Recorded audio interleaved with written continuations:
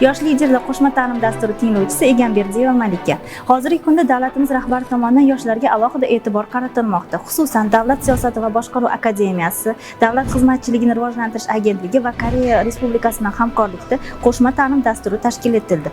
Ushbu ta'lim dasturi 4 moduldan iborat bo'lib, ham nazariy, ham amaliy bilimlarni olish imkonini beradi. Bundan tashqari, kurs tinglovchilari respublikamizning vazirlik va idoralariga borib, ularning faoliyati bilan boshqaruv organligi qanday ishlashi bilan batafsil o'rganadi. Bu dasturning eng diqqatga sazovor bo'ladigan qismi shundaki, biz Koreyaga borib, u yerdagi vazirlik va idoralarning faoliyatini o'rganamiz. Kurs davomida olayotgan ilmiy, nazariy hamda xorijiy tajribani biz loyiha ishimizga tatbiq etamiz. Bunda har bitta tinglovchiga o'zining sohasidan kelib chiqqan holda mavzu biriktirilgan bo'lib, ushbu mavzuni yanada kengroq yoritish uchun ilmiy rahbarlar tayinlangan. Kursning oxirida biz ilmiy ishimizni, loyihamizni maxsus taqdimot orqali himoya qilamiz.